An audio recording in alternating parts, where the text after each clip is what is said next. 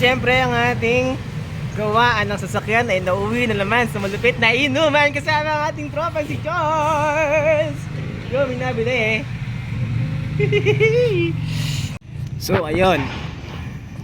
Nagiinom na po kami and puting na namin ngayon kung ano nakalagay dito. Di ba may premyo to, pre? Puta, paano ko ba ito bubuksan? May hawak akong camera. Kasi na ba yun? May nakagulat dyan, Relax. Congratulations, you won. Congratulations, you the one nothing.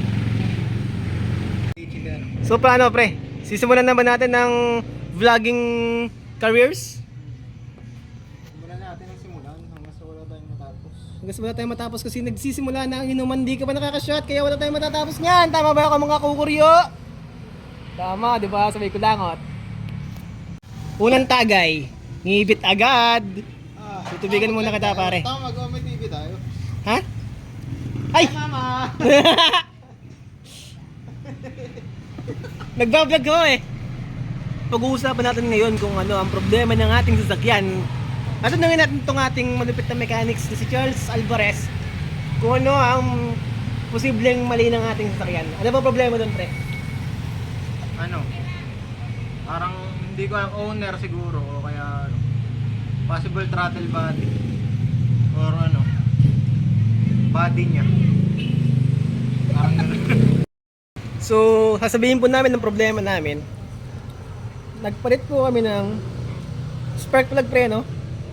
And then hindi po siya una po kasi palyado siya, and then nagpalit kami ng spark plug. Nilinis namin yung ano yung pre nilinis doon, pre? Throttle body at saka ano, distributor at Nilihan natin. saka spark plug. Yun. Pilot Nilinis namin yan, pinalta natin. Pero ganun pa rin. So mataas pa rin yung minor niya. Hindi, tumaas yung minor niya. Tumaas yung minor niya nung nalinis. Nawala yung palya, tumaas naman ang minor ng puta. Yun. Kaya patag yung puta. Kaya po humihingi ganyan sa inyo. Boom. Kailangan po namin ng guide. O kaya ang may sasuggest nyo na dahilan kung bakit yung nagkaganon. Sumuy-muy po ang pangalan ng aking kotse. Yo, Toyota Corolla AE 101. Ay boy, pag ako'y sumasat diretsuhan. Tanda, alam mo ito, hindi mo tayo nagmamadali. Dual overhead cam ako eh. Alam niyo ba yung dual overhead cam? Team Itik, pre. Ha? Yung sa Team Itik. Shout out sa Team Itek!